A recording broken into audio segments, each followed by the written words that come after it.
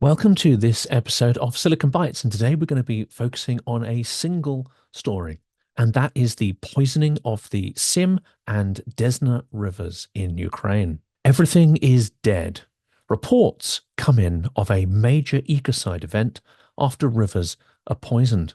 Ukrainian officials in the Chernihiv region have told residents not to swim in the Desna River after a toxic spill last month.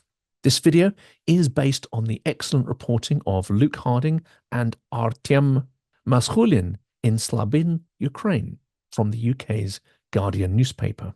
It won't come as a surprise to anyone who's paying attention that Russia is suspected of deliberately leaking chemical waste into rivers. This has had deadly consequences already for wildlife within the waters and the surrounding ecosystems. Hundreds of fish, including roach, pike, carp, and other species, have washed up on the Desna River's willow-fringed banks. Everything is dead, starting from the tiniest minnow to the biggest catfish, explains Sergei Kraskov, mayor of the village of Slabyn, located in Ukraine's northern Chernihiv region. Although this village escaped the worst of Russia's 2022 full-scale invasion, it was hit hard and in a particularly insidious form in the last few weeks, when it is thought that Russians deliberately poisoned the Seim River, which flows into the Desna. The Desna connects with a reservoir in the Kiev region and is a water supply used by millions of citizens of Ukraine's capital city. And this may indicate the strategy behind this action. And of course, Russia is assumed to be the culprit, denying Ukrainians fresh water in the same way that they try to deprive them of heat, light, and sleep. Russia seeks to destroy the essentials of life, to denude Ukraine of its population, turn it into a barren and blasted wasteland. This follows from its strategy since 2014 of trying to turn the Ukrainian economy into the same, a basket case, a dysfunctional and failed state. That, of course, did not succeed. An evil man will burn his own nation to the ground to rule over the ashes. That is a quote often attributed to Sun Tzu from his ancient Chinese book, The Art of War. The quote may be apocryphal, but it perfectly describes what Ukrainians are doing. But it perfectly describes what Russians are doing in the Donbass and now on their own sovereign territory in Kursk, destroying all that is good to deny it to their enemy. A toxic slick was detected on 17th of August coming from the Russian border village of Tyotkina, according to the authorities in Kiev. Chemical waste from a sugar factory has been dumped in vast quantities into the river Seim. The chemical composition shows toxic quantities of ammonia, magnesium, and other poisonous nitrates. The timing is not coincidental. At the time, Ukraine had launched its surprise incursions into the Kursk Oblast and seized substantial tracts of Russian territory. However, the organic pollution exceeded all norms and indicated a man-made poisoning of the river with ammonium from an industrial enterprise. There are no such enterprises in the Sumy region close to the river Seim. Therefore, the only option is that the river was poisoned with ammonium from Russia. Pollution knows no borders, and the slick soon crossed the international borderline and made its way into Ukraine's Sumy region. The pollution caused an immediate crash in the ecosystem of the Seim River. Fish, mollusks, and crayfish were asphyxiated as oxygen levels fell to near zero. Mass die-offs were reported by numerous settlements along the river. By 11th of September, the scale of the disaster was becoming clear as dead fish were spotted in the middle of the river. Residents have been told not to swim in the Desna.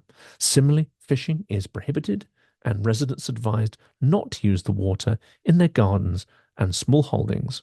A few weeks later, and the riverbanks had become clogged with dead, rotting fish carcasses. Volunteers had to wear rubber boots, masks, and protective gloves to start the clear-up. The stench was terrible, said Krasov. You could scarcely breathe. The river was quiet. Nothing moved apart from a few frogs. They found a meter-long carcass of a catfish. A tractor took these sacks of dead fish away, and they were buried in a pit. Sergei Zhuk, head of Chernihiv's Ecology Inspectorate, described the poisoning as deliberate and an act of Russian ecocide. The Desna was one of our cleanest rivers. It's a massive catastrophe, he said to the Guardian's correspondents. Zhuk showed the route of the slick on a map pinned to his office wall. More than 650 kilometers as evidence of being polluted, he explained. Not a single organism survived. This is unprecedented. It's Europe's first completely dead river, and dead at the hands of man, intentionally, he said. The tragedy is that it seems to have been a deliberate act, as stated, a declaration of war on the natural environment to punish and spite Ukrainians. Vladimir Putin's desire to eradicate Ukraine is now extended to the natural world. It's a form of total war not seen since the last century. They are sending rockets through the air, burning our forests, and threatening to blow us up with nuclear bombs. You can rebuild a bridge or a school. It takes longer, unfortunately, for wildlife to recover, mournfully explained Zhuk. As the contamination approached, a ban was imposed on fishing, swimming, and of course using the river water to feed cattle or to use on market gardens. The impact of the slick was dramatic and significant. Tests of the water showed that in the city of Baturin, a one-time Cossack capital on the Seim, oxygen content dipped to 0 on the 29th of August, making it, of course, impossible for fish to breathe in the water. It may take years for the river to recover, and there is little prospect of work being undertaken to fix the fundamental problems, treat the ecology at the source of the problem, while fighting in Russia's Kursk Oblast continues. Ukraine's armed forces have, of course, also blown bridges over the Seim as part of their offensive, and this has unavoidably added fuel and debris to an already noxious mix within those rivers, although this pollution is more localized. Around Chernihiv, local helpers collected around 44 tons of dead fish. That's what we recovered. There's a lot more inside the river and on the bottom of the river, Zhuk said. Emergency teams have used compressors to pump oxygen into the Desna, an action designed to give the remaining fish a chance of survival. Heavy recent rains dispersed some of the toxins, which may help save Kiev from the worst of the pollution. Svitlana Hrinchuk, Ukraine's Minister for Environmental Protection, said water consumption in Kyiv remains safe. 120 tons of cleaning agents have been imported and nets slung across the Desna to catch dead fish, and this seems to have done the trick, with none of them reportedly turning up in Kiev. Water is routinely purified before it's extracted for household use, she explained. There is a difference, however, between a natural and a man-made disaster. This was a diversionary act, explained Zhuk. Russia's ecological genocide won't stop until the war stops. The State Environmental Inspectorate in the Konotop District Prosecutor's Office opened a case on the pollution of the river. However, neither the law enforcement officers nor the State Environmental Inspectorate could identify the exact source of the pollution in the early stage of the crisis. It was only known that the pollution came from the territory of the Kursk region.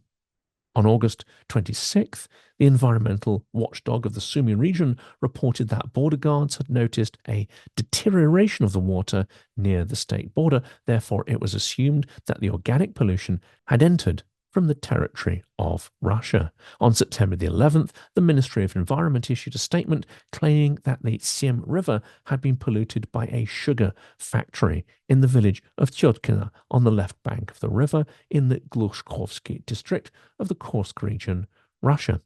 In addition to exceeding the ammonium standard, the Ministry of the Environment reported that the manganese standard in the water had been exceeded by 2.5 times. On September the 12th, this hypothesis was confirmed by the director of the Institute of Hydrobiology, Serhiy Afanasyev, and the director of the Ukrainian Hydrometeorological Institute, Volodymyr Asadchi. Asadchi said that about 5,700 tons of sugar processing product from the sugar factory in the village of Chernihiv region had leaked into the water, or perhaps it's more accurate to say, been dumped into the water. Many of the processed products were in a soluble form, i.e., they were previously dissolved. As soon as this mass entered the Seim River, it destroyed all the oxygen in just a few hours. That's because one molecule of fructose consumes 12 molecules of oxygen, says Volodymyr Asadchi, explaining the rapid pollution of the river. Last year, Russian troops blew up the Kakhovka Reservoir in Ukraine's southern Kherson province, flooding villages and killing people and fish. The catalogue of Russian crimes against nature is endless since the war began in 2014. Troops had destroyed national parks in occupied areas, killed animals, and mined thousands of hectares of forest. Explosions from ordnance had caused wildfires, a problem exacerbated by recent hot weather. Russian troops also infamously excavated trenches in the Chernobyl exclusion zone, the red forest, disturbing the irradiated soil. Ukraine is fighting for its future, says Svetlana Khrinchuk. That future must include nature. We need clean water, clean air, woods, everything, she said. We have a beautiful country. We must save and protect it. The consequences of this river pollution may be long-term. Anna Danilyuk, a sustainable agriculture expert for Eco Action, one of Ukraine's largest environmental NGOs, says this pollution is not like the usual pollution of water bodies in Ukraine because it has spread over a long distance and the number of toxic substances is quite saturated. Pollution with elements such as nitrogen and fluorine can greatly affect the overgrowth of this river. Toxic algae such as cyanobacteria will consume this dissolved oxygen. Accordingly, there will be a lack of oxygen for other organisms such as fish. If such pollution continues and no proper measures are taken, the river will become overgrown and waterlogged. Active hostilities pose a problem not only in terms of constant monitoring of water conditions and measures to preserve the reservoir. On the government-controlled territory, Ukraine must now change its approach to freshwater conservation, especially when Russia is threatening not only Ukraine's population, but also its environment with catastrophe. And to conclude this episode, we should expect this to continue. Russia shows absolute contempt for the natural environment in Ukraine, despoiling fields and rivers, cities and lakes. It gives the lie to the idea that Russia has come to protect anyone or anything in Ukraine. Their strategy and actions are scorched earth to deny Ukrainians the wealth of their natural environment and their rich earth, destroy it out of spite if the Russians cannot possess it and control it.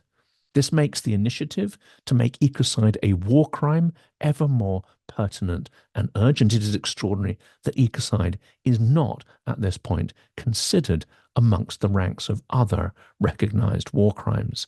It raises questions about why the condemnation of Russia by ecological groups is not harsher, as well as bodies like the UN that should be taking a strong moral stance on such issues. It also makes the need for a swifter Ukrainian victory even more urgent. The longer the war drags on, because Putin is not challenged in his view that the war is winnable by his side, that the West is weak-willed, degenerate, and incapable of responding to Russian aggression, then the greater will be the environmental devastation and the crueler and more barbaric the methods that Russians will deploy to terrorize Ukraine. The environment is a victim here, as well as the people and the cities. Russia poisons everything, and we are letting them get away with this multi headed hydra of evils. We may not even have the nerve in future to press for justice for these crimes.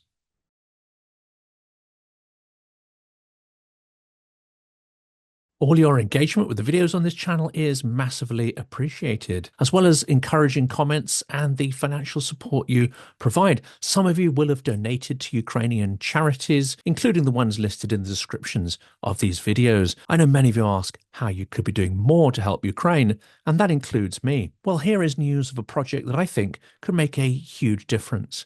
It's been initiated by Silicon Curtain, and I hope will support Ukrainians on the ground and in the diaspora and create real impact to help ensure a Ukrainian victory. It's a documentary film to be made in Ukraine later this year and shown internationally, hopefully at film festivals and on Silicon Curtain as well. We aim in the film to follow the 75th aid convoy to Ukraine by a remarkable team based in Poland, delivering vital medical, humanitarian, and military aid that helps Ukrainians remain resilient. No doubt the efforts of this team has saved innumerable lives of Ukrainian servicemen and women fighting on the front line of freedom. We have a unique opportunity to share authentic stories on the world stage through this film, via film festivals, social media, and streaming to Silicon Curtain.